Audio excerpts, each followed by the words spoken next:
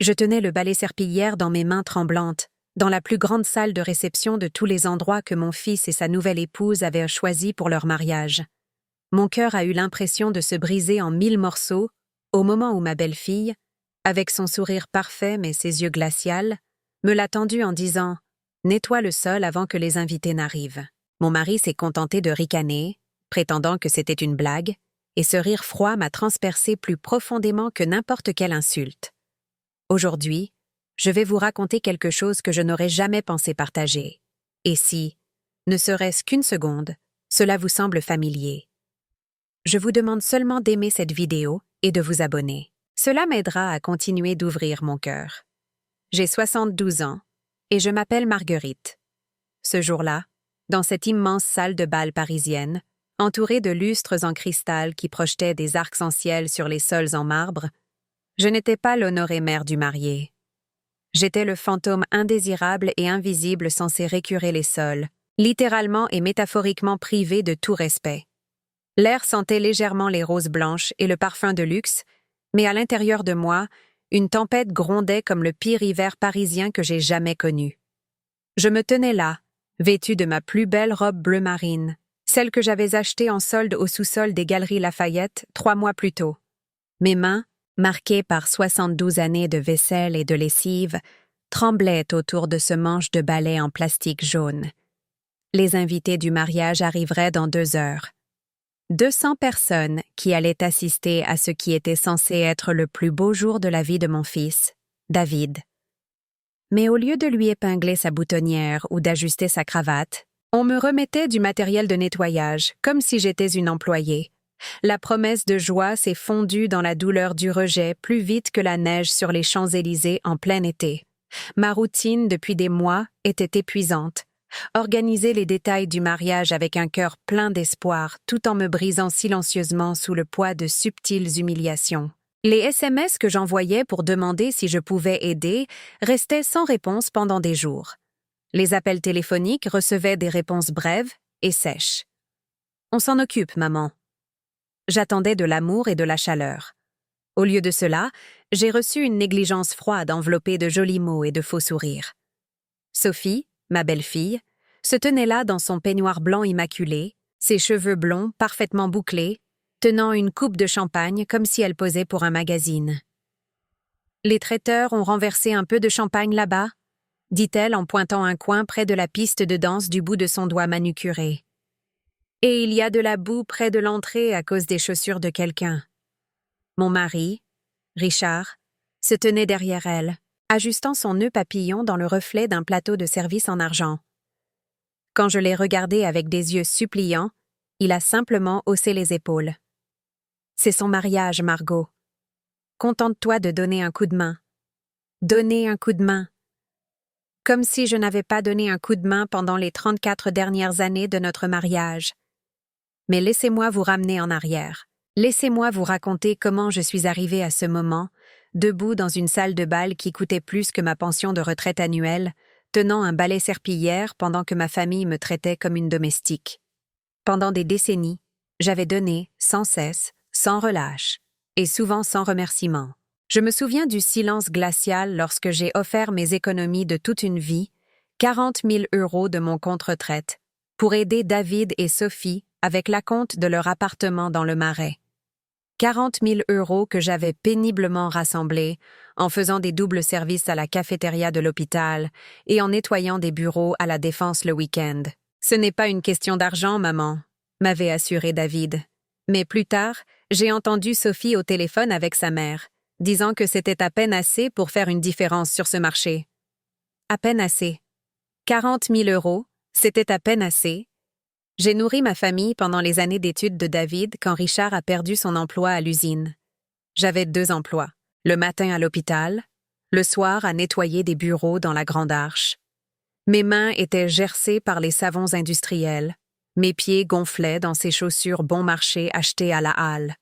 Mais David a eu son diplôme. David a pu démarrer dans cette prestigieuse société d'investissement du centre-ville. J'ai cousu les costumes d'Halloween pour mes petits-enfants, Emma et Jules, quand Sophie se plaignait que ceux du commerce étaient trop communs. Je suis restée assise en silence pendant d'interminables dîners de famille où mes opinions étaient balayées comme des miettes de la table. Quand j'ai suggéré que nous pourrions peut-être passer Noël dans mon petit appartement à Belleville, au lieu d'aller toujours dans l'hôtel particulier des parents de Sophie à Neuilly-sur-Seine, la pièce est devenue silencieuse. « Maman, ne commence pas », disait David, sa voix portant ce ton las qui me faisait me sentir plus petite qu'un grain de poussière flottant dans la lumière de l'après-midi. Un soir, au printemps dernier, alors que je demandais gentiment pourquoi j'étais toujours la dernière au courant des décisions familiales, Sophie m'avait regardée avec ses yeux bleu pâle et avait dit « C'est notre vie maintenant, Marguerite. S'il te plaît, ne la rends pas plus difficile qu'elle ne l'est déjà. » Le froid dans sa voix était plus tranchant que n'importe quel vent parisien. Il s'est installé dans mes os et y est resté pendant des mois. Les doutes se sont insinués comme de l'eau à travers une fondation fissurée. N'étais-je qu'un outil pour eux? Quelqu'un à utiliser quand ils avaient besoin d'argent ou de babysitting, puis à ranger comme des décorations saisonnières jusqu'à la prochaine urgence?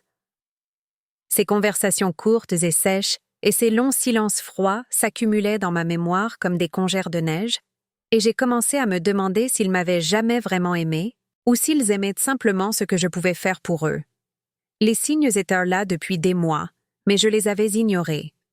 Des anniversaires qui passaient avec des cartes génériques achetées à la dernière minute. Mon 72e anniversaire en mars, David a appelé 2 jours en retard. « Désolée maman, semaine de folie au travail. Cet investissement en Bitcoin m'a pris tout mon temps. Le Bitcoin. » Mon fils gagnait une fortune en négociant des crypto-monnaies pendant que je comptais mes centimes pour faire les courses. Quand je suis allée aux urgences en avril, parce que mon arthrite s'était aggravée au point que je ne pouvais plus ouvrir un bocal de cornichons, j'ai appelé le bureau de David. Sa secrétaire m'a dit qu'il était en réunion toute la journée. Il n'a rappelé que 3 jours plus tard. Quand il l'a finalement fait, il semblait agacé. « Pourquoi n'as-tu pas appelé Sophie ? » Elle aurait pu te conduire. Sophie, qui vivait à 20 minutes de chez moi et n'avait jamais proposé une seule fois de m'aider pour quoi que ce soit qui ne lui soit pas pratique. Mais la véritable humiliation a commencé avec ce mariage. 3 mois de préparation où l'on ne m'a consulté sur rien d'important, mais où l'on s'attendait à ce que je m'occupe de tout ce qui était fastidieux. « Peux-tu écrire les adresses sur les invitations, Marguerite? Ton écriture est si belle. Peux-tu aller chercher les centres de table chez le fleuriste? Nous sommes tous les deux si occupés. Peux-tu appeler le traiteur pour les restrictions alimentaires? Ils écoutent mieux les femmes plus âgées. Chaque demande était enrobée de mots doux qui ressemblaient à du miel empoisonné. 2 semaines avant le mariage, j'ai découvert que je n'étais pas incluse dans les photos de famille. Le planning du photographe indiquait des photos avec la famille proche uniquement. David, Sophie, ses parents, ses frères et sœurs. Apparemment, je n'étais plus de la famille proche. Quand j'en ai parlé à Richard, il a marmonné quelque chose sur le fait de garder les choses simples. Simple pour qui? Le matin du dîner de répétition, j'étais assise dans ma cuisine, buvant du café dans ma tasse préférée, celle qu'Emma m'avait peinte en CE1 avec des fleurs tordues et les mots « Meilleure mamie du monde » en lettres violettes. Mon téléphone a vibré avec un SMS de Sophie. « Peux-tu aller chercher les programmes chez l'imprimeur? Aussi, nous avons changé le plan de table. Tu es à la table 12 avec les cousins de Richard de Lille. » Table 12. Au fond, près des portes de la cuisine. Mais le coup de grâce, celui qui a brisé ce qui restait de mon espoir naïf, est arrivé la veille du mariage. J'organisais les confirmations de présence dans mon salon quand mon ordinateur portable a sonné avec une notification d'email. Il était destiné à la demoiselle d'honneur de Sophie, mais j'ai été mise en copie par erreur.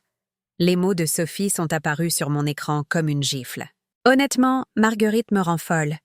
Elle agit comme si elle nous rendait un immense service en aidant, mais en gros, elle n'est que la femme de ménage à ce stade.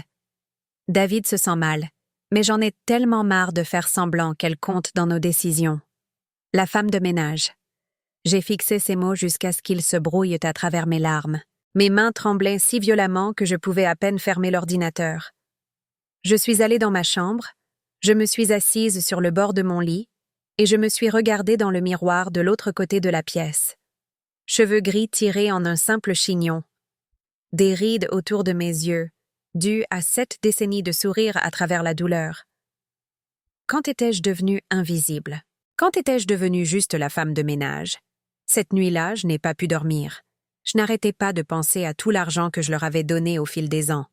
Pas seulement les 40 000 € pour l'acompte de l'appartement, il y avait eu les 15 000 quand Sophie voulait quitter son travail pour se trouver après l'université. Les 8 000 pour les frais d'inscription de David en master. Les innombrables dîners que j'avais payés, les cadeaux que j'avais achetés, les urgences que j'avais couvertes. J'ai calculé dans ma tête, allongée là dans le noir. Au cours des 10 dernières années, je leur avais donné plus de 75 000 €. Mes pensions de retraite, ma petite rente de l'hôpital, l'argent que j'avais économisé en achetant du pain de la veille et des médicaments génériques. Et pourquoi? Pour qu'on m'appelle la femme de ménage dans mon dos? Le lendemain matin, debout dans cette salle de bal avec le balai à la main, j'ai senti quelque chose se fissurer en moi comme la glace sur un lac en hiver. Mais cette fois, au lieu que quelque chose se brise, quelque chose se libérait. Sophie ajustait des arrangements floraux, sa bague de fiançailles en diamant captant la lumière des lustres. Sa bague qui coûtait probablement plus que ce que je gagnais en 6 mois.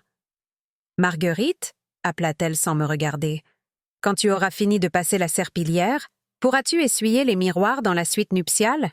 Ils sont pleins de traces. » Richard parlait au père de Sophie près du bar, tous deux riant de quelque chose. Probablement du golf, ou de la bourse, ou de ce dont parlent les hommes riches quand ils pensent que personne d'autre n'écoute. Je suis restée là, tenant ce balai, et pour la première fois depuis des mois, peut-être des années, j'ai vraiment regardé autour de moi. Cette salle de bal du Grand Hôtel de la Seine coûtait probablement 50 000 € à louer pour une nuit. Les fleurs, des roses blanches et des pivoines importées d'un endroit exotique, coûtaient probablement plus que mon revenu mensuel. Le bar ouvert, approvisionné en alcool de luxe que la plupart des invités toucheraient à peine. Et me voilà, la mère du marié, à qui on demande de nettoyer les sols. Je ne vais pas mentir et dire que j'ai eu un moment de révélation spectaculaire. Ce n'était pas comme dans les films où la musique monte et le personnage principal sait soudainement exactement quoi faire. Je me sentais juste fatiguée. Une fatigue jusqu'à l'os, jusqu'à l'âme, qui n'avait rien à voir avec l'épuisement physique. Mais il y avait autre chose qui bougeait sous la fatigue. Quelque chose que je n'avais pas ressenti depuis des années. Pour la première fois depuis des décennies, j'étais en colère. Vraiment. Vraiment en colère. Je me suis approchée de l'endroit où Sophie s'agitait avec un centre de table, tenant toujours le balai. Elle a levé les yeux avec ce sourire étudié qui n'atteignait jamais ses yeux. « Oh bien, tu commences par les sols. Les invités seront bientôt là. »« Sophie, » ai-je dit, ma voix plus stable que je ne l'aurais cru. « J'ai besoin de te dire quelque chose. » Elle m'a à peine regardée. « Ça peut attendre ?» J'essaie de rendre ces fleurs parfaites pour le photographe. « Non, » ai-je dit. « Ça ne peut pas attendre. » Quelque chose dans mon ton a dû attirer son attention car elle a finalement levé les yeux des roses. Richard l'a remarqué aussi et a commencé à s'approcher, pensant probablement qu'il devait arranger les choses comme il le faisait toujours. Je pense à quelque chose. Ai-je continué. Pendant 72 ans, j'ai été la fille de quelqu'un, la femme de quelqu'un, la mère de quelqu'un. Pendant 34 ans, j'ai été la mère de ton mari et j'ai fait de mon mieux pour être une bonne belle-mère pour toi. Le sourire de Sophie a légèrement vacillé. « Marguerite, de quoi s'agit-il » ? « Il s'agit de respect, » ai-je dit. Le balai semblait lourd dans mes mains, mais ma voix devenait plus forte.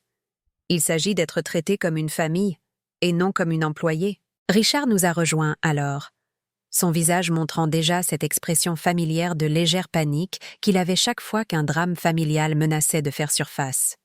« Margot, qu'est-ce qui se passe? On n'a pas besoin de problèmes aujourd'hui. »« Pas de problème ?» ai-je dit en le regardant directement. « Juste de la clarté. » Je me suis retournée vers Sophie. « Hier, j'ai reçu accidentellement un email où tu m'appelais en gros « juste la femme de ménage ». Aujourd'hui, tu m'as tendu un véritable balai serpillière. Le visage de Sophie est devenu blême sous son maquillage. « Marguerite, j'ai donné à votre famille plus de 75 000 € au cours des 10 dernières années, ai-je continué. 75 000 € de ma retraite. De l'argent que j'ai économisé en mangeant des céréales de marque distributeur et en marchant au lieu de prendre le bus. De l'argent que j'ai économisé pour des urgences qui ne semblaient jamais inclure les miennes. Le chiffre flottait dans l'air entre nous. Je pouvais voir Richard faire le calcul dans sa tête, ses yeux s'écarquillant alors qu'il réalisait que je n'exagérais pas. « Mais savez-vous quel a été le coût réel ?» ai-je demandé. Mon amour-propre, mon sentiment de valeur, ma conviction que j'avais de l'importance pour les personnes que j'aime le plus au monde. Sophie a essayé d'interrompre. « Tu comprends mal. »« Non, » ai-je dit fermement. « Je comprends parfaitement. Je comprends que vous me voyez comme une tirelire et un service de nettoyage. Je comprends que mon fils a oublié que je suis une personne avec des sentiments. Et je comprends que mon mari pense qu'il est plus facile de rire de mon humiliation que de me défendre. » La salle de bal était devenue silencieuse. Même les traiteurs qui installaient les chaises s'étaient arrêtés pour écouter. David est apparu de quelque part, probablement attiré par la tension dans l'air. « Maman, » dit-il incertainement. « Qu'est-ce qui se passe ?» J'ai regardé mon fils, mon garçon que j'avais élevé pour qu'il soit gentil et respectueux, pour qui j'avais eu 2 emplois pour payer ses études, celui que je croyais m'aimerait toujours, même si tout le monde oubliait que j'existais. « Ce qui se passe, » ai-je dit, « c'est que ta mère se souvient qu'elle vaut mieux que ça. » J'ai posé le balai, le laissant claquer contre le sol en marbre. Le son a résonné dans la salle de bal comme un marteau dans un tribunal. « Je ne nettoierai pas vos sols aujourd'hui, » ai-je annoncé. « Je ne m'assiérai pas à la table 12, au fond. Je ne ferai pas semblant qu'être traitée comme une servante au mariage de mon propre fils est acceptable. » Sophie a alors retrouvé sa voix, et elle était acérée de panique. « Tu ne peux pas être sérieuse. Le mariage est dans 2 heures. » « Oh, je suis très sérieuse, » ai-je dit. Plus sérieuse que je ne l'ai été pour quoi que ce soit depuis des années. Je me suis dirigée vers le plan de table élaboré, affiché sur un chevalet près de l'entrée. Mon nom était bien à la table 12, coincé entre le cousin de Richard, Harold, et sa femme, Dolores, des gens que je connaissais à peine et que je voyais une fois par an lors des réunions de famille. Sans hésiter, j'ai pris le stylo à calligraphie dorée qu'ils avaient utilisé pour les changements de dernière minute et j'ai tiré un trait sur mon nom. « Marguerite !» haleta Sophie. « Arrête ça !» Mais je n'avais pas fini. Je me suis dirigée vers la table des cadeaux où des enveloppes pleines d'argent et de chèques commençaient déjà à s'empiler. Parmi elles se trouvait ma propre enveloppe, un chèque de 5 000 €, de l'argent que je comptais leur donner pour leur lune de miel. De l'argent que j'avais rassemblé en vendant les bijoux de ma mère et quelques actions que mes parents m'avaient laissées. J'ai pris mon enveloppe. Ceci allait être mon cadeau de mariage, ai-je dit en la brandissant. 5 000 € pour votre lune de miel en Italie. David s'est avancé, le visage rouge. « Maman, s'il te plaît, ne fais pas ça. »« Pas aujourd'hui. Quand devrais-je le faire, David ? Après que tu aies oublié mon prochain anniversaire. Après que j'ai passé une autre année à être ignorée et considérée comme acquise. Après que j'ai signé un autre chèque que je ne peux pas me permettre parce que vous avez besoin d'aide pour quelque chose qui devient mystérieusement urgent juste après que je reçoive ma pension. » La vérité l'a frappé visiblement. Ses épaules se sont affaissées. « Je t'ai élevé pour que tu vailles mieux que ça, » ai-je continué. « Je t'ai élevé pour que tu traites les gens avec gentillesse, surtout la famille. Mais quelque part en chemin, tu as appris que l'argent parle plus fort que l'amour, et que les sentiments de ta mère importent moins que de maintenir la paix dans ton mariage. » Sophie a essayé de s'interposer entre nous. « Marguerite, tu es dramatique. Nous pourrons régler ça après. »« Non, » ai-je dit, et ma voix a porté à travers la salle de bal, comme si je parlais depuis une chaire. « On ne peut pas régler ça après. Après, c'est ce que j'ai attendu toute ma vie. Après que David ait son diplôme. Après qu'il ait trouvé un bon travail. Après qu'il se soit marié. Après qu'il se soit installé. Après qu'il apprécie ce qu'il a. J'ai regardé une dernière fois la salle de bal, les fleurs hors de prix, les verres en cristal qui contiendraient du champagne que j'avais aidé à payer, la piste de danse où je ne danserais pas parce que personne ne m'inviterait. Après n'arrive jamais, ai-je dit doucement. Après est un mensonge que nous nous racontons pendant que nous acceptons moins que ce que nous méritons. J'ai déchiré l'enveloppe contenant mon chèque de 5000 euros. Le papier a fait un bruit de déchirure satisfaisant dans la salle de bal silencieuse. Cet argent retourne sur mon compte, ai-je annoncé, ainsi que chaque autre euro avec lequel je prévoyais d'aider à l'avenir. Richard a finalement trouvé sa voie. Margot, tu te ridiculises. Et nous avec? Je me suis retournée pour regarder l'homme avec qui j'étais mariée depuis 34 ans. L'homme qui avait ri quand on m'avait tendu un balai au mariage de son propre fils. Je me ridiculise? Ai-je demandé. Richard, j'ai passé les 10 dernières années à te regarder disparaître dans ton journal et tes émissions de télévision pendant que ton fils et ta belle-fille me traitaient comme un distributeur de billets avec un service de nettoyage attaché. La seule chose embarrassante ici, c'est le temps qu'il m'a fallu pour me défendre. Le silence s'est étiré entre nous comme un canyon. Je pouvais entendre les bruits lointains de la circulation parisienne à travers les hautes fenêtres, le monde normal menant sa journée normale pendant que mon monde basculait sur son axe. Emma et Jules, mes petits-enfants, se préparaient dans une autre pièce. Mais Emma a dû entendre l'agitation car elle est apparue dans l'embrasure de la porte, vêtue de sa robe de demoiselle d'honneur. Elle avait 8 ans, les cheveux sombres de David et mes yeux verts. « Mamie ?» dit-elle incertainement. « Tu vas bien ?» Mon cœur s'est adouci en la regardant. Cette petite fille qui m'envoyait encore des dessins au crayon par la poste, qui m'appelait tous les dimanches, juste pour me raconter sa semaine, qui s'illuminait quand j'entrais dans une pièce. Elle était la seule chose pure dans tout ce gâchis.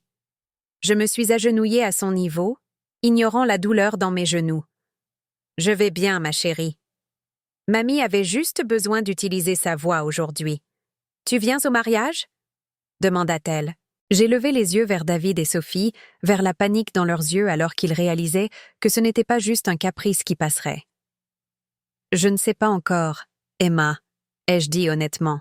« Mais je veux que tu saches que je t'aime très fort, peu importe ce qui se passe avec les adultes. » Elle m'a serré dans ses bras alors. Ses petits bras serrés autour de mon cou, et j'ai senti les larmes menacées pour la première fois depuis le début de cette confrontation. « Je t'aime aussi, mamie, » a-t-elle murmuré. « Tu es la meilleure mamie du monde entier. » Par-dessus son épaule, j'ai vu quelque chose que je n'attendais pas. Des larmes dans les yeux de David. De vraies larmes. Pas le genre manipulateur dont Sophie était coutumière, mais une émotion sincère. « Maman, » dit-il, la voix légèrement brisée.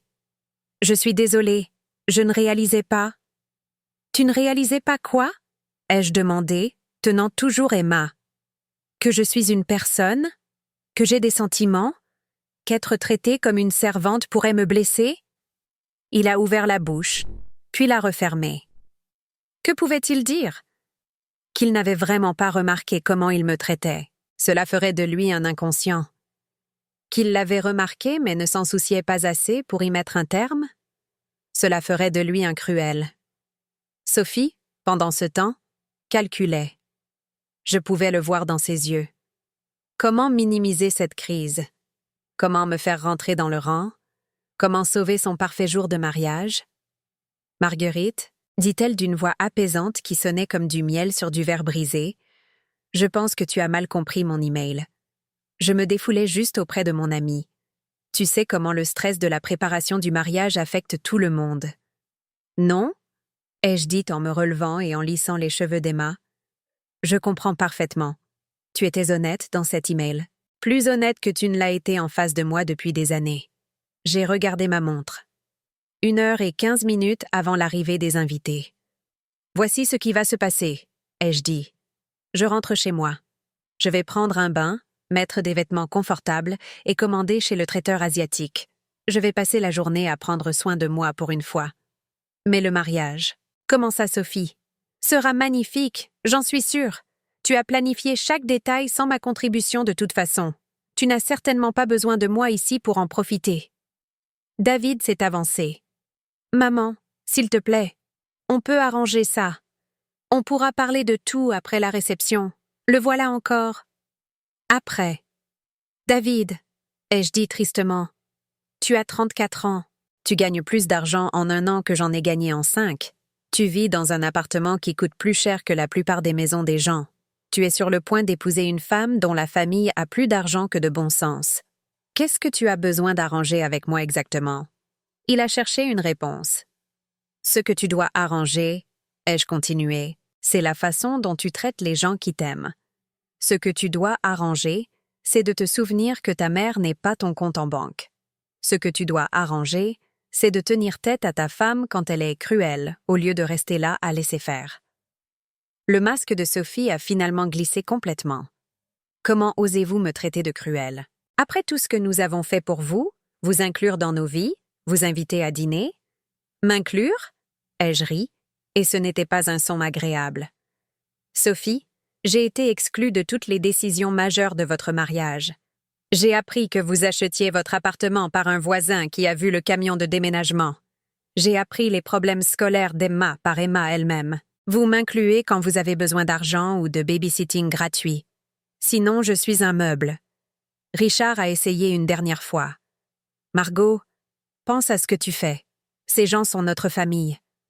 Je l'ai regardé, vraiment regardé, et j'ai vu un étranger. Quand était-il devenu quelqu'un qui rirait de ma douleur?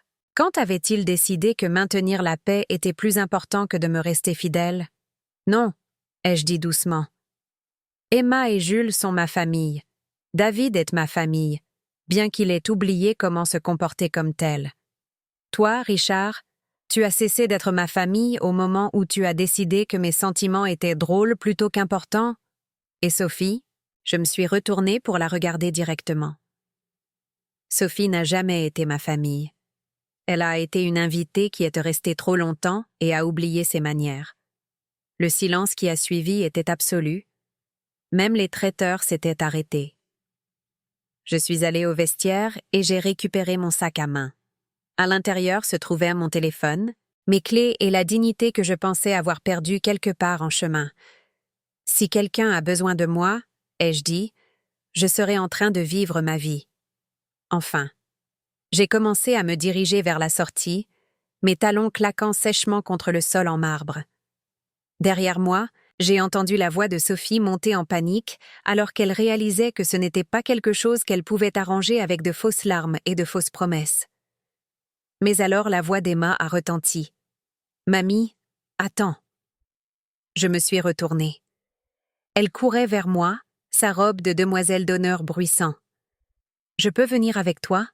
demanda-t-elle. « Je ne veux pas être à un mariage où les gens sont méchants avec toi.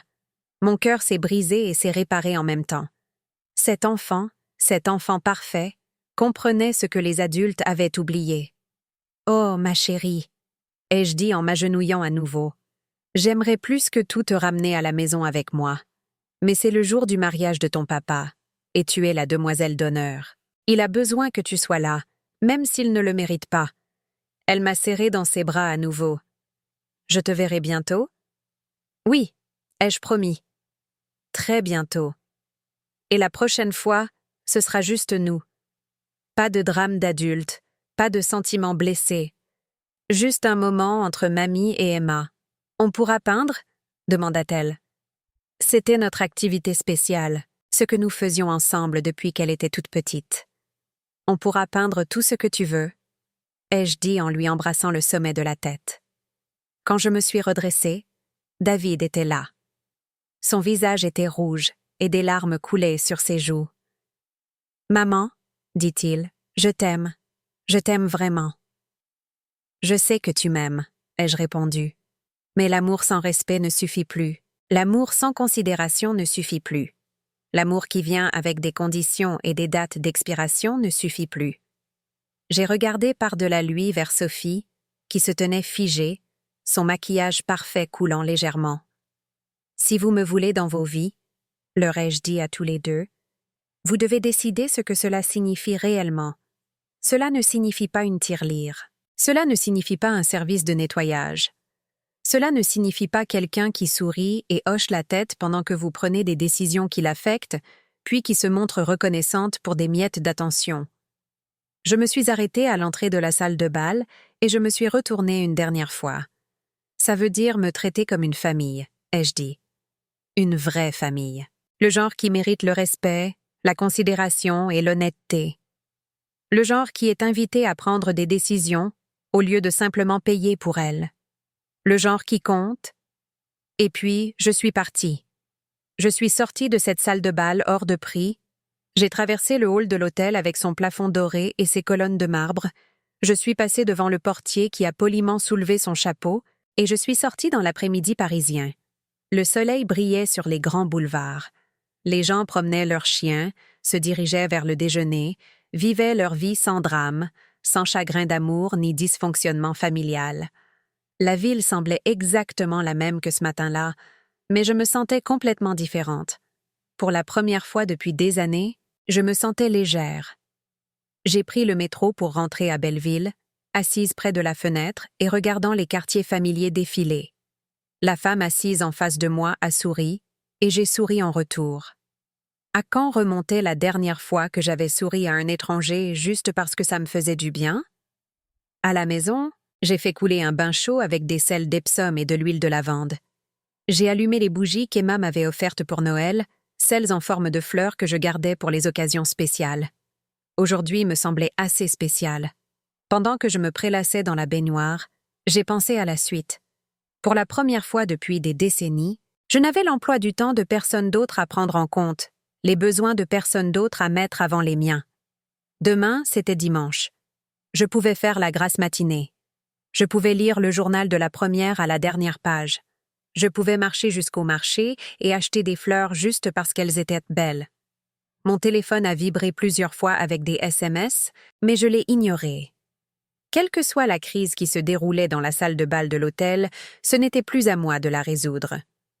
Après mon bain, j'ai mis mes vêtements les plus confortables, un jean doux et un pull qu'Emma avait choisi parce qu'elle disait qu'il était assorti à mes yeux. J'ai commandé chez le traiteur asiatique du quartier et j'ai ouvert une bouteille de vin que je gardais.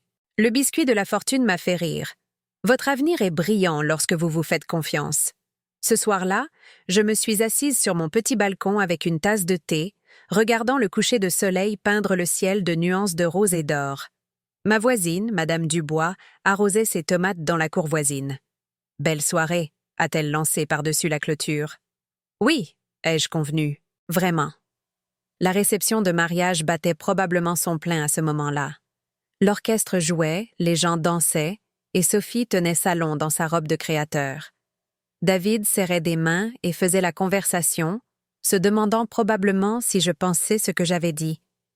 Pendant un instant, juste un instant, j'ai ressenti une pointe de tristesse.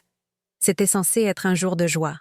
J'étais censée célébrer le bonheur de mon fils, pas être assise seule sur mon balcon. Mais ensuite, je me suis souvenue du ballet. Je me suis souvenue de l'email de Sophie. Je me suis souvenue du rire de Richard. Et j'ai réalisé que je n'étais pas seule par choix. J'avais été seule entourée de ma famille pendant des années. Au moins maintenant, c'était honnête. Mon téléphone a sonné. Le nom de David est apparu sur l'écran. Je l'ai laissé aller sur la messagerie vocale. Il a sonné de nouveau. Sophie, cette fois. J'ai coupé la sonnerie. Plus tard, alors que je me préparais à me coucher, j'ai finalement écouté les messages. La voix de David était chargée d'émotion. « Maman, je suis désolée. Je suis tellement désolée. Est-ce qu'on peut parler, s'il te plaît? Le mariage. Ce n'était pas pareil sans toi. » Emma n'arrêtait pas de demander où tu étais et je ne savais pas quoi lui dire. « S'il te plaît, rappelle-moi. » Le message de Sophie était différent. « Marguerite, je ne sais pas ce que tu pensais accomplir aujourd'hui, mais tu as embarrassé toute notre famille. Mes parents posent des questions auxquelles je ne peux pas répondre, et David est malheureux. J'espère que tu es contente. J'ai écouté les 2 messages 2 fois, puis je les ai effacés. Cette nuit-là, j'ai mieux dormi que je ne l'avais fait depuis des mois. Le lendemain matin a apporté d'autres appels et SMS. David a appelé 4 fois. Richard a appelé 2 fois. Même des parents à qui je parlais à peine ont soudainement pris contact, ayant entendu parler de l'incident au mariage. Je les ai tous ignorés et je suis allée au marché à la place. Chez le fleuriste, j'ai acheté un bouquet de tournesol juste parce qu'il me faisait un sourire. Au stand de fruits et légumes, j'ai acheté les bonnes fraises, les bio que je laissais habituellement de côté parce qu'elles coûtaient trop cher. Chez le fromager, je me suis offert un morceau de gouda vieilli que la vendeuse disait être son préféré. En rentrant chez moi avec mes achats, J'ai ressenti quelque chose que je n'avais pas connu depuis des années. Le simple plaisir de dépenser de l'argent pour moi-même sans culpabilité. Cet après-midi-là, j'ai installé mon chevalet sur le balcon et j'ai peint pour la première fois depuis des mois. La toile s'est lentement remplie de tournesols et de toits parisiens, des couleurs vives qui reflétaient ce que je ressentais à l'intérieur. Madame Dubois est venue admirer mon travail.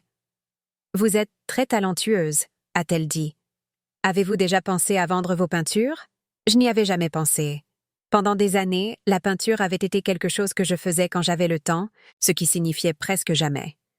Mais en regardant les tournesols prendre forme sur ma toile, j'ai réalisé qu'ils étaient bons. Vraiment bons. Peut-être que je devrais, ai-je dit. Ce soir-là, Emma a appelé. Sa voix était petite et triste. « Mamie, papa a dit que tu étais fâchée au mariage. Tu vas bien ?»« Je vais bien, ma chérie, » l'ai-je rassurée. « Et toi ? Tu as aimé être demoiselle d'honneur. C'était bien, » a-t-elle dit. « Mais tu m'as manqué. » Tout le monde demandait où tu étais, et maman Sophie avait l'air en colère toute la soirée. J'ai ressenti une pointe de culpabilité. Quels que soient mes problèmes avec les adultes, Emma ne devrait pas en souffrir. « Voudrais-tu venir me voir le week-end prochain ?» ai-je demandé. « On pourrait peindre et aller au zoo. »« Vraiment ? Juste nous deux ?»« Juste nous deux, ai-je promis. »« Oui !» dit-elle, sa voix s'éclaircissant. « Je peux amener Jules aussi ?»« Bien sûr !» Après avoir raccroché, j'ai ressenti la première vraie joie que j'avais éprouvée depuis le mariage. Quoi qu'il arrive d'autre, je n'allais pas perdre mes petits-enfants. Ils étaient innocents dans tout ce dysfonctionnement d'adultes. Les appels de David et Sophie ont continué tout au long de la semaine, mais je n'y ai pas répondu. J'avais besoin de temps pour réfléchir, pour déterminer ce que je voulais dire et comment je voulais le dire. Mercredi, Richard s'est présenté à ma porte. Il avait l'air plus vieux que dans mon souvenir, plus fatigué. Debout sur mon paillasson dans ses vêtements de tous les jours, il semblait plus petit, diminué. « Il faut qu'on parle », a-t-il dit. Je l'ai fait entrer et j'ai préparé du café, plus par habitude que par hospitalité. Nous nous sommes assis à ma table de cuisine où nous avions partagé des milliers de repas au fil des ans. « Tu ne peux pas simplement disparaître, Margot », a-t-il dit finalement. « Nous sommes mariés. Nous sommes une famille. Tu ne peux pas résoudre les problèmes en fuyant. »« Je n'ai pas disparu, » ai-je répondu calmement. « Je suis rentrée chez moi. Mon chez-moi, où je paie le loyer, prend les décisions et n'est pas à demander la permission d'exister. » Il avait l'air confus. « Qu'est-ce que tu veux dire, ton chez-toi ? C'est notre maison. » J'ai secoué la tête. « Richard, tu as déménagé il y a 3 ans, tu te souviens ? Quand David et Sophie avaient besoin de quelqu'un pour garder la maison pendant qu'ils voyageaient pour cette conférence sur les crypto-monnaies à Miami, tu étais censé rester là-bas 2 semaines, mais tu n'es jamais revenu. » Il a ouvert la bouche pour protester, puis l'a refermée. Parce que c'était vrai. Il vivait dans la chambre d'amis de David et Sophie depuis 3 ans, se disant que c'était temporaire pendant que Sophie redécorait et que David travaillait sur ses investissements. Mais le temporaire était devenu permanent, et il n'était jamais rentré à la maison avec moi. « C'est différent, » a-t-il dit finalement. « C'est juste pratique. Leur appartement est plus grand, plus proche de mon travail. » « Richard, » l'ai-je interrompu, « tu es à la retraite depuis 2 ans. Quel travail ?» Un autre silence. « Le fait est, » a-t-il continué, « que tu nous as tous embarrassés au mariage. » Les parents de Sophie posent des questions. Les invités parlaient. « Qu'ils parlent » ai-je dit. Peut-être qu'ils parleront de la raison pour laquelle la mère du marié s'est vue remettre un balai serpillière. Peut-être qu'ils parleront de la raison pour laquelle il est acceptable de traiter sa famille comme des domestiques. Peut-être que ces conversations sont exactement ce dont nous avons besoin. Il a tripoté sa tasse de café. « Tu es dramatique. » Sophie ne le pensait pas. Elle m'a appelé en gros. Juste la femme de ménage dans un email, Richard. Comment pouvait-elle ne pas le penser? Tu as lu ses emails privés? Elle m'a accidentellement mis en copie. Et c'est sur ça que tu te concentres? Pas sur ce qu'elle a dit, mais sur la façon dont je l'ai découvert? Richard a soupiré lourdement. Écoute, Sophie est jeune. Elle dit des choses quand elle est stressée. Tu sais comment la préparation d'un mariage peut affecter les gens. Elle a 32 ans, pas 16. Et il ne s'agit pas du stress du mariage. Il s'agit d'années à être traitées comme si je ne comptais pas, sauf s'ils ont besoin de quelque chose de moi. Je me suis penchée en arrière sur ma chaise et j'ai étudié le visage de mon mari. Quand était-il devenu un étranger pour moi? Quand avait-il décidé que les sentiments des autres comptaient plus que les miens? Richard, ai-je dit doucement, à quand remonte la dernière fois que tu as pris ma défense? Il avait l'air sincèrement perplexe. Que veux-tu dire?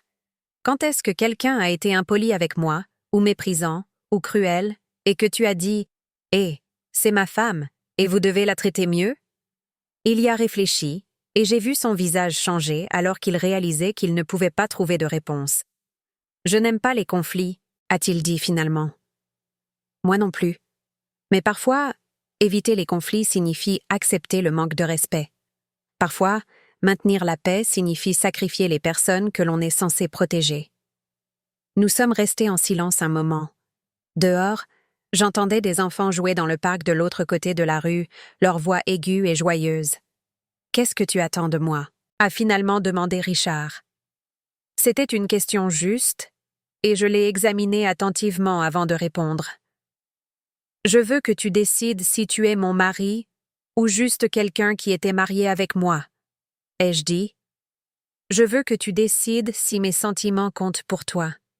Je veux que tu décides si tu vas faire partie de la solution ou du problème. Ce n'est pas juste. Je t'aime. L'amour ne suffit plus, Richard. J'ai besoin de respect. J'ai besoin de quelqu'un qui se tiendra à mes côtés, pas derrière moi à trouver des excuses pour les gens qui me blessent. » Il est parti peu après, l'air troublé et confus. Je me suis sentie triste en le voyant partir, mais pas la tristesse désespérée à laquelle je m'attendais. Juste la douce mélancolie de quelque chose qui se terminait et qui était fini depuis longtemps. Le lendemain, Sophie s'est présentée. Elle était habillée avec soin dans ce que j'avais fini par reconnaître comme sa tenue de « je suis une personne raisonnable », des vêtements simples mais chers, conçus pour la rendre accessible, tout en rappelant à tout le monde qu'elle pouvait se permettre mieux. « Marguerite », a-t-elle dit quand j'ai ouvert la porte. « Nous devons mettre les choses au clair. » Je l'ai laissée entrer, curieuse de voir quelle approche elle adopterait. Elle s'est assise sur le bord de mon canapé comme si elle avait peur d'attraper quelque chose. Ses yeux ont balayé mon petit salon, observant les meubles d'occasion et les murs peints. « Je veux m'excuser », a-t-elle commencé, « pour le malentendu au mariage. » De quel malentendu s'agissait-il? L'email que tu as vu. Je me défoulais auprès d'une amie à propos du stress du mariage, et j'ai dit des choses que je ne pensais pas. Je n'ai jamais eu l'intention que tu le vois. Donc tu es désolée que je l'ai vu, pas désolée de ce que tu as dit? Elle a cligné des yeux, ne s'attendant clairement pas à ce que je fasse cette distinction. Je suis désolée pour les deux, a-t-elle dit rapidement. J'étais débordée par l'organisation et je me suis défoulée sur toi injustement. Sophie, ai-je dit en m'installant dans mon fauteuil préféré, cet email ne concernait pas le stress du mariage. Cet email concernait la façon dont tu me vois vraiment. Et honnêtement, je suis presque reconnaissante que tu l'aies écrit parce qu'il a confirmé ce que je ressentais depuis des années. Son sang-froid a légèrement glissé. Ce que tu ressentais? Que tu ne me respectes pas. Que tu me vois comme utile, mais pas importante. Que tu apprécies mes contributions, mais pas ma présence. Elle a redressé les épaules, et j'ai vu un éclair de la vraie Sophie sous la façade repentante. Marguerite, je pense que tu es peut-être trop sensible à certaines choses. David et moi t'avons toujours traité avec respect. Vraiment? Laisse-moi te poser une question. En 5 ans de mariage avec mon fils, combien de fois m'as-tu demandé mon avis sur quelque chose d'important? Pas mon aide, mon avis. Elle y a réfléchi, et je pouvais la voir lutter pour trouver un exemple. Nous apprécions ta contribution. Sur quoi? Quand tu m'as demandé d'écrire les adresses sur les invitations? Quand tu avais besoin de quelqu'un pour aller chercher le pressing? Quand tu voulais du babysitting gratuit, nous t'avons incluse dans les dîners de famille. Où je suis censée apporter un plat, aider à servir et à nettoyer après, pendant que toi et David discutez de vos entreprises et de vos stratégies d'investissement comme si je n'étais pas dans la pièce. Le masque de Sophie glissait davantage. Je ne pense pas que tu sois juste. Nous avons toujours été reconnaissants de ton aide.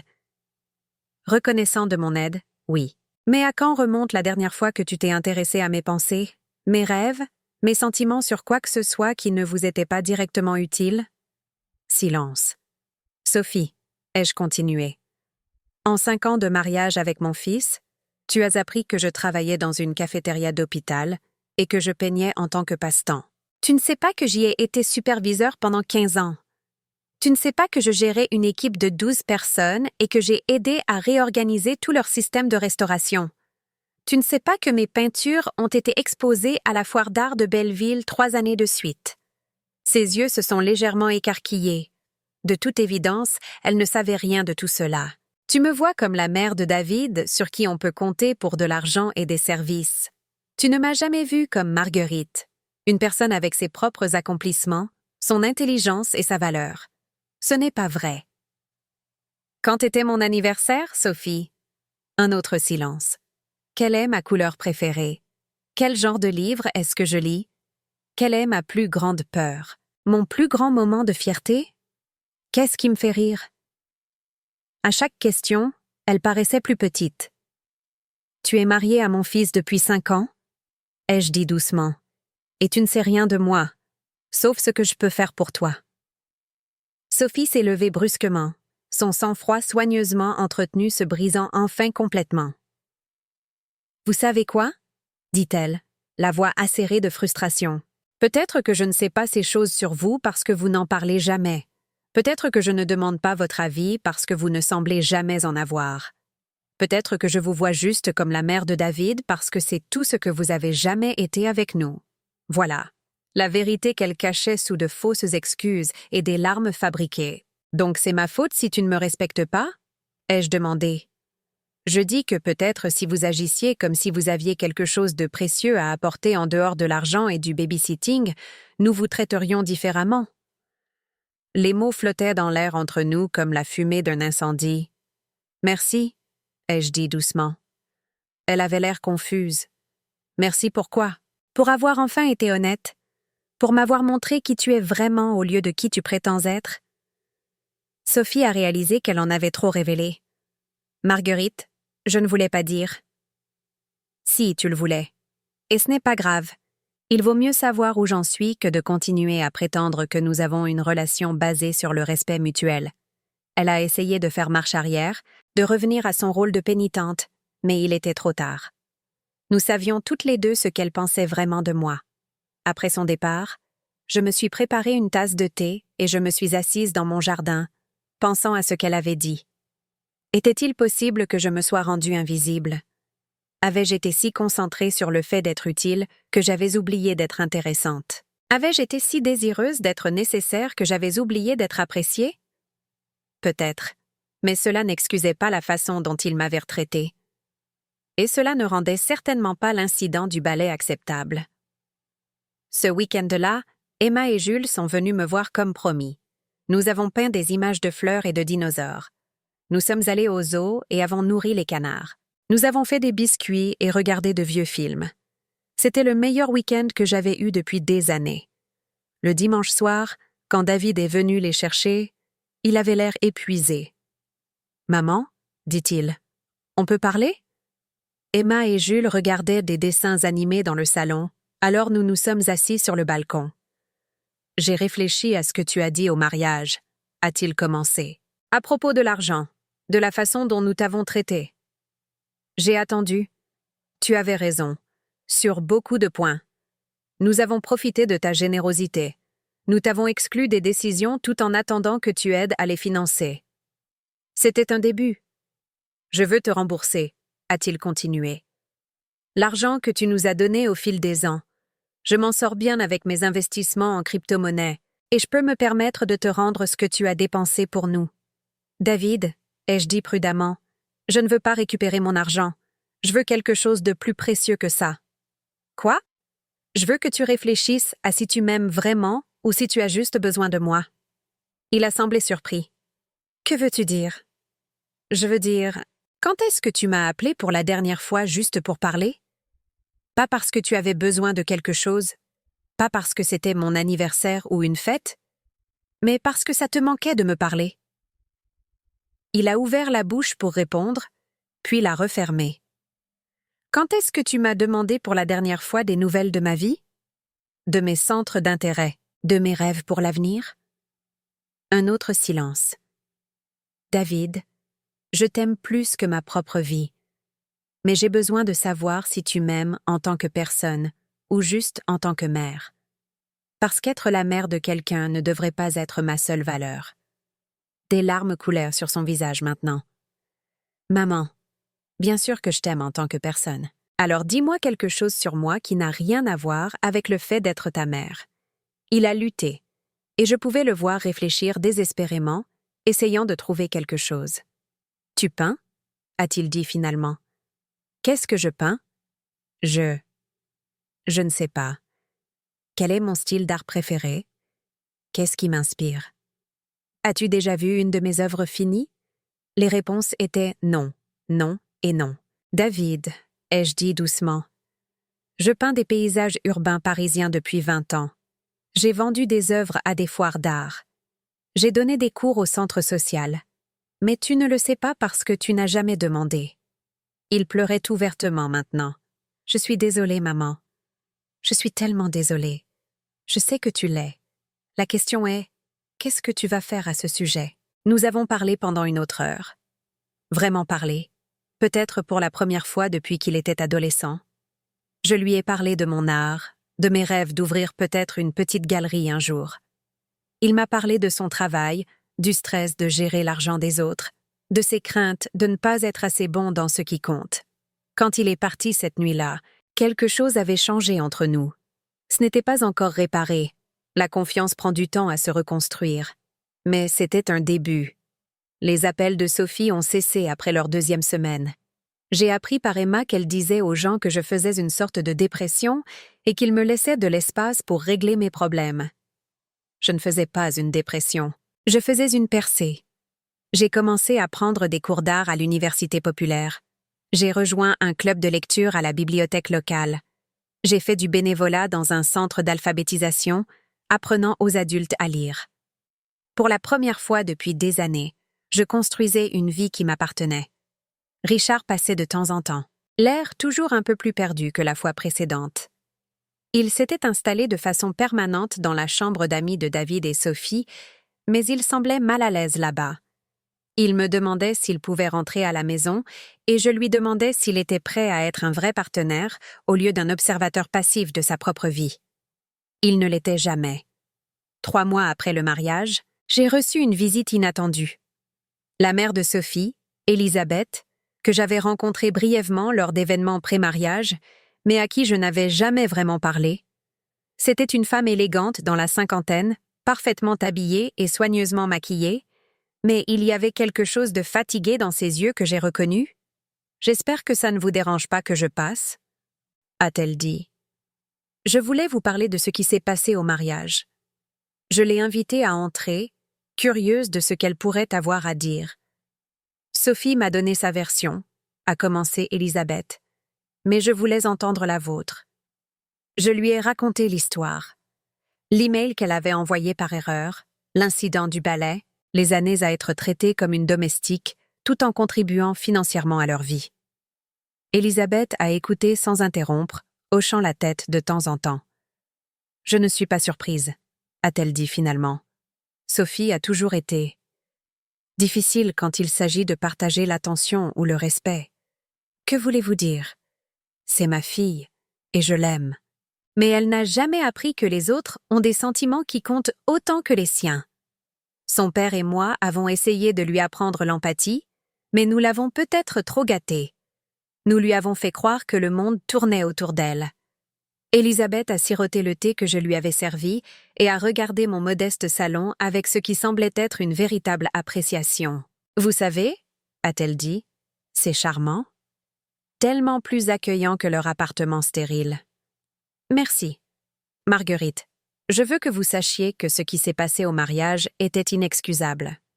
Si quelqu'un m'avait tendu un balai au mariage de mon fils et que mon mari en avait ri, il y aurait eu des conséquences. C'était réconfortant d'entendre quelqu'un d'autre reconnaître à quel point c'était mal. Je veux aussi que vous sachiez, a-t-elle continué, que j'ai eu quelques conversations avec Richard. Cela m'a surprise. Ah bon? Il reste chez nous de temps en temps maintenant. Sophie trouve sa présence gênante. Et honnêtement, il semble perdu. Comme s'il ne savait plus qui il est. Richard a passé tellement d'années à éviter les conflits que je pense qu'il a oublié comment avoir des opinions, ai-je dit. C'est plus facile de suivre celui qui crie le plus fort. Ça a dû être solitaire pour vous. C'était la première fois que quelqu'un le reconnaissait, et j'ai senti des larmes me piquer les yeux. Ça l'a été, ai-je admis. Très solitaire. Elisabeth s'est penchée et m'a tapoté la main. Vous savez, j'ai une proposition à vous faire. Quelle sorte de proposition? Je dirige une association caritative qui propose de l'art-thérapie aux personnes âgées en maison de retraite. Nous cherchons toujours des animateurs bénévoles. Sophie a mentionné que vous peignez, bien qu'elle semblait penser que ce n'était qu'un petit passe-temps. C'est plus qu'un passe-temps, ai-je dit. C'est ma passion. J'aimerais voir certaines de vos œuvres, si cela ne vous dérange pas de me les montrer. J'ai sorti plusieurs toiles de ma chambre, des paysages urbains de Paris à différentes saisons, des natures mortes de fleurs de mon jardin, des portraits que j'avais peints d'après des photographies. Elisabeth les a étudiés attentivement, son expression devenant de plus en plus impressionnée à chaque pièce. « C'est magnifique », a-t-elle dit. « Vous avez un vrai talent. Avez-vous déjà envisagé de les vendre professionnellement? J'en ai vendu quelques-unes dans des foires d'art locales, mais je n'ai jamais pensé à le faire sérieusement. Vous devriez. » Celle-ci se vendrait très bien dans les bonnes galeries. Elle a passé une autre heure à regarder mes peintures et à me poser des questions sur mes techniques, mon inspiration, mes influences artistiques. C'était la première fois que quelqu'un s'intéressait sincèrement à mon art en tant qu'art, pas comme un joli passe-temps pour une femme âgée. Quand elle est partie, elle a pris plusieurs cartes de visite de galeries qui, selon elle, pourraient être intéressées par mon travail. « Marguerite » a-t-elle dit à la porte. « J'espère que vous savez que tout le monde dans cette famille ne pense pas que vous avez eu tort de vous défendre. Parfois, les gens ont besoin d'être choqués avant de pouvoir voir clairement. » Cette nuit-là, j'ai appelé l'une des galeries qu'Elisabeth avait recommandées. Le propriétaire était intéressé de voir mon portfolio. 2 semaines plus tard, j'avais ma première exposition en galerie prévue pour le printemps suivant. David a commencé à appeler plus régulièrement après cela, et progressivement nos conversations sont devenues moins guindées, plus naturelles. Il a commencé à me poser des questions sur mon art, mes cours, mon bénévolat. Il semblait sincèrement intéressé par ma vie en dehors du fait d'être sa mère. Sophie, en revanche, est restée distante et froide. Quand elle me parlait, c'était avec un ressentiment à peine dissimulé, comme si mon refus d'accepter ses excuses était une sorte d'attaque personnelle. C'était bien. Je n'avais plus besoin de son approbation ou de son affection. J'avais ma propre vie maintenant. Emma et Jules me rendirent visite un week-end sur 2, et ces visites sont devenues le point culminant de mes semaines. Nous peignions ensemble, cuisinions ensemble, explorions Paris ensemble. Ils apprenaient à me connaître en tant que personne, pas seulement comme leur grand-mère. « Mamie », a dit Emma un après-midi alors que nous peignions dans mon jardin, « es-tu plus heureuse maintenant ?» C'était une question si perspicace de la part d'une fillette de 8 ans. « Oui, ma chérie », ai-je dit. « Beaucoup plus heureuse. Tant mieux. Tu sembles plus toi-même, plus moi-même. » Quand avais-je cessé d'être moi-même avec ma propre famille? Quand étais-je devenue si concentrée sur le fait d'être utile que j'avais oublié d'être authentique? Ce soir-là, après le départ d'Emma et Jules, j'ai regardé la peinture sur laquelle je travaillais, une vue des toits de Paris au coucher du soleil, tout en or, rose et violet. C'était beau. Et c'était à moi. Ma vision, ma compétence, ma création. Pendant des années, je m'étais définie par mes relations avec les autres. La femme de Richard, la mère de David, la grand-mère d'Emma et Jules, la belle-mère indésirable de Sophie. Mais j'étais aussi Marguerite, artiste, enseignante, une femme de valeur, de substance et de dignité. Les vacances approchaient, et pour la première fois depuis des années, je ne les redoutais pas. Je ne cuisinerais pas un dîner énorme pour des gens qui reconnaissaient à peine mes efforts. Je n'achèterais pas de cadeaux coûteux pour des gens qui me donnèrent des choses sans âme en retour.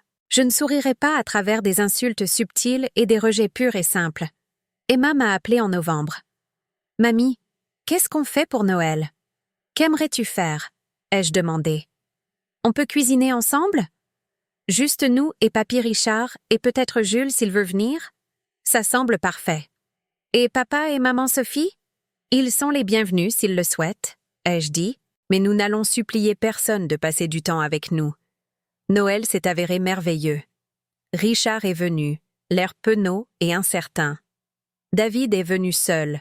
Sophie avait décidé de passer les fêtes avec sa famille. Emma et Jules m'ont aidé à cuisiner, et nous avons ri plus que nous ne l'avions fait depuis des années.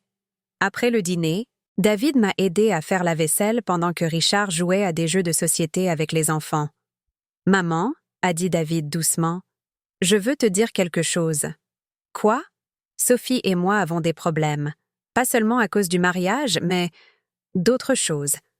Elle ne veut pas que j'aie une relation proche avec toi ou les enfants. Elle pense que la famille devrait être, je ne sais pas, plus séparée. J'ai continué à faire la vaisselle, le laissant formuler ce qu'il voulait dire. « Je l'aime, » a-t-il continué, « mais je t'aime aussi. Et je suis fatiguée de sentir que je dois choisir. »« Tu n'as pas à choisir, » ai-je dit. « Mais tu dois décider quel genre de relation tu veux avoir et ce que tu es prêt à faire pour les maintenir. Je veux être plus proche de toi, » a-t-il dit, comme nous l'étions quand j'étais plus jeune. « Ça ne dépend pas entièrement de toi, » ai-je dit doucement. « La confiance doit être reconstruite lentement. » Je sais, je veux essayer. Nous faisions des progrès, David et moi. Ce n'était pas facile, et ce n'était pas rapide, mais c'était réel. Richard, d'un autre côté, semblait plus perdu à chaque mois qui passait. Il vivait entre la chambre d'amis de David et un petit appartement qu'il avait loué, ne s'engageant jamais vraiment dans l'un ou l'autre espace. Un soir de décembre, il m'a appelé en pleurant. « Je ne sais plus qui je suis, Margot, » a-t-il dit. « Je ne sais pas où est ma place ni ce que je suis censé faire. »« Que veux-tu faire ?» ai-je demandé. « Je veux rentrer à la maison. Je veux être de nouveau mariée avec toi. »« Mais je ne sais pas si tu veux toujours être mariée avec moi. » C'était une question juste. Est-ce que je voulais être mariée à Richard? L'homme qui avait ri quand j'avais été humiliée? L'homme qui avait choisi son propre confort plutôt que ma dignité à plusieurs reprises? Richard, ai-je dit, je dois te demander quelque chose, et j'ai besoin que tu réfléchisses vraiment avant de répondre. D'accord. Si la même situation se reproduisait, si quelqu'un me traitait avec un manque de respect devant toi, que ferais-tu? Il est resté silencieux un long moment. Je te défendrai, a-t-il dit finalement. Je prendrai la parole. Je ne laisserai personne te traiter mal. Pourquoi ne l'as-tu pas fait avant? Une autre longue pause. Parce que j'étais un lâche. Parce que je pensais que maintenir la paix était plus important que de te rester fidèle. Parce que j'avais oublié que tu étais censé être la personne la plus importante dans ma vie. Et maintenant? Maintenant, je sais que la paix sans justice n'est pas la paix du tout. C'est juste un conflit retardé. C'était la chose la plus perspicace que Richard ait dite depuis des années. Je ne suis pas prête à ce que tu rentres à la maison pour l'instant, ai-je dit. Mais je suis prête à recommencer. Lentement. Nous pouvons nous fréquenter à nouveau, voir si nous nous plaisons encore en dehors de nos vieilles habitudes. J'aimerais ça, a-t-il dit, et je pouvais entendre le soulagement dans sa voix. Mais Richard, j'ai besoin que tu comprennes quelque chose. Je ne suis pas la même femme avec qui tu étais mariée avant. J'ai ma propre vie maintenant, mes propres intérêts, ma propre indépendance. Si nous essayons à nouveau, ce sera sur un pied d'égalité, pas comme quelqu'un qui disparaît dans ta vie. Je le veux aussi, a-t-il dit. Je veux savoir qui tu es maintenant. Je veux être fière de toi au lieu d'être juste habituée à toi. Le printemps est arrivé tôt cette année-là, et avec lui ma première exposition d'art professionnel. 24 de mes peintures étaient exposées dans une petite mais prestigieuse galerie du quartier Saint-Germain. Le vernissage était magique. Des gens que je n'avais jamais rencontrés se tenaient devant mon travail et discutaient de technique, d'émotion et de vision artistique. Élisabeth était venue, amenant plusieurs amis qui se sont avérés être de sérieux collectionneurs. Madame Dubois d'à côté est venue, vêtue de sa plus belle tenue et rayonnante de fierté. Même certains de mes élèves du centre d'alphabétisation sont venus. David est venu avec Emma et Jules, tous bien habillés et excités. Richard est venu, l'air nerveux mais fier. Il a passé la soirée à côté de mes peintures comme un garde, désireux de parler à quiconque voulait l'entendre du talent artistique de ma femme. Sophie n'est pas venue. Je ne m'y attendais pas, et je n'ai pas été déçue. Son absence n'a pas diminué ma joie. Le meilleur moment est venu lorsqu'une inconnue s'est approchée de moi près d'une peinture de la Seine à l'aube. « Êtes-vous l'artiste » a-t-elle demandé. « Oui » ai-je dit, en essayant de ne pas paraître impressionnée par ma propre situation. « C'est stupéfiant. La façon dont vous avez capturé la lumière se reflétant sur l'eau, c'est comme un poème en peinture. Un poème en peinture. Personne n'avait jamais décrit mon travail de cette façon auparavant. Merci, ai-je dit. Cela signifie tout pour moi. À la fin de la soirée, j'avais vendu 6 tableaux et obtenu 3 commandes. Plus important encore, je sentais que j'avais enfin trouvé ma voie en tant qu'artiste. Plus tard, lors d'un petit dîner de célébration avec David, Richard et les enfants, Emma a levé son verre de jus pour porter un toast. « À mamie », a-t-elle dit solennellement, pour avoir été courageuse et avoir suivi ses rêves. À mamie, tout le monde a répété en chœur. J'ai regardé autour de la table ces gens qui m'aimaient vraiment, pas seulement pour ce que je pouvais faire pour eux, et j'ai ressenti un contentement que je n'avais jamais connu auparavant. En rentrant, Richard m'a raccompagnée jusqu'à ma porte. « Je suis fière de toi, Margot », a-t-il dit. « Pas seulement pour l'exposition, mais pour tout. Pour t'être défendue, pour avoir construit cette nouvelle vie, pour nous avoir tous appris ce que signifie avoir de la dignité. »« Merci », ai-je dit. « Tu penses que… » A-t-il commencé, puis s'est arrêté. « Que je pense quoi? Tu penses qu'on a une vraie chance? De recommencer ?» Je l'ai regardé, vraiment regardé. Il avait perdu du poids au cours de l'année écoulée, et il y avait de nouvelles rides autour de ses yeux. Mais il y avait aussi quelque chose de différent là, quelque chose que je n'avais pas vu depuis des années. Le respect, pas seulement pour moi, mais pour lui-même. Je pense qu'on a une chance, ai-je dit, une vraie. Il a souri alors, le premier sourire sincère que j'avais vu de lui depuis avant le mariage. « Je t'aime, Marguerite », a-t-il dit, en utilisant mon nom complet au lieu du surnom qui m'avait en quelque sorte diminué au fil des ans. « Je t'aime aussi, Richard. Mais plus important encore, j'aime ce que nous devenons. » 6 mois plus tard, Richard est revenu à la maison. Pas dans les vieilles habitudes de notre mariage, mais dans quelque chose de nouveau et de meilleur. Il avait passé le temps de la séparation à apprendre à cuisiner, à gérer son propre emploi du temps, à avoir des opinions sur les choses qui comptent. J'avais appris à maintenir des limites, à demander ce dont j'avais besoin, à valoriser mes propres rêves autant que ceux des autres. Nous nous fréquentions à nouveau à 70 ans passés, et c'était merveilleux. David et moi avons reconstruit notre relation lentement mais sûrement. Il a commencé à prendre des cours d'art pour que nous ayons quelque chose à nous dire en dehors des drames familiaux. Il a lu des livres sur les crypto-monnaies et la technologie blockchain pour que je puisse mieux comprendre son travail. Nous avons retrouvé le chemin de l'amitié en plus de la famille. Sophie et moi ne nous sommes jamais réconciliés, et c'était bien comme ça. Elle a déménagé en Californie avec David après qu'il a accepté un emploi dans une entreprise de la Silicon Valley. Ils ont leur vie, et j'ai la mienne. David appelle régulièrement, et les enfants viennent chaque été. C'est suffisant. Richard et moi avons renouvelé nos vœux pour notre 38e anniversaire de mariage, une petite cérémonie dans mon jardin avec Emma et Jules comme témoins et Madame Dubois fournissant les fleurs. C'était comme un commencement plutôt qu'une continuation. Cette nuit-là, alors que nous étions assis sur notre balcon à regarder le coucher du soleil, Richard m'a pris la main. « Je ne t'ai jamais remercié », a-t-il dit. « Pourquoi ? » « Pour nous avoir sauvés. Pour avoir refusé d'accepter moins que ce que nous méritions. Pour avoir eu le courage de tout faire exploser, pour que nous puissions le reconstruire en mieux. Je ne nous ai pas sauvés, Richard. Nous nous sommes sauvés nous-mêmes. Nous devions juste nous souvenir que nous méritions d'être sauvés. En y repensant maintenant, je réalise que le jour du mariage où Sophie m'a tendu ce balai a été le début de ma vraie vie, pas la fin. Parfois, Les pires moments portent les graines des meilleures transformations. J'ai 74 ans maintenant, et je n'ai jamais été aussi heureuse. Mes peintures sont accrochées dans des galeries à travers Paris. Je donne des cours d'art à des personnes âgées qui pensaient que la créativité était derrière elles. Je voyage avec Richard dans des endroits que nous avions toujours rêvé de voir.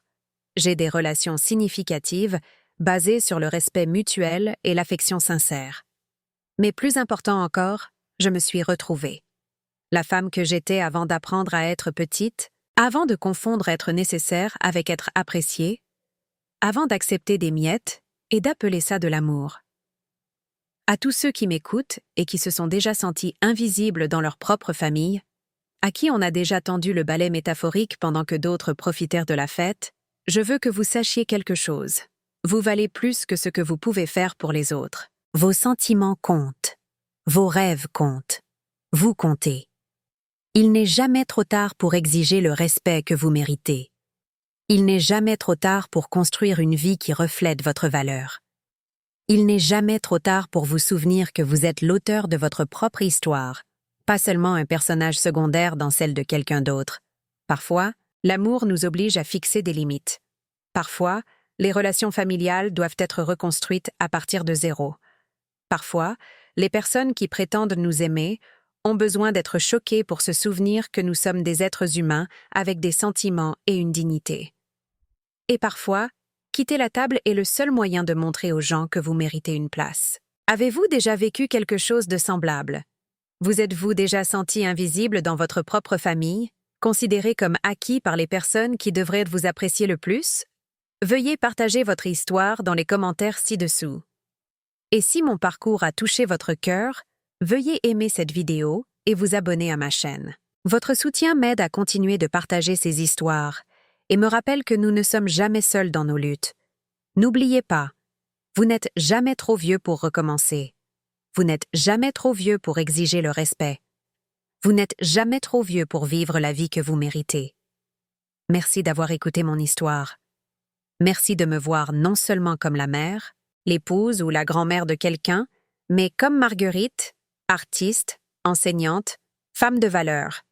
Jusqu'à la prochaine fois, souvenez-vous de votre valeur, faites confiance à votre mérite, et ne laissez jamais personne vous tendre un balai serpillière quand vous méritez une place d'honneur à la table.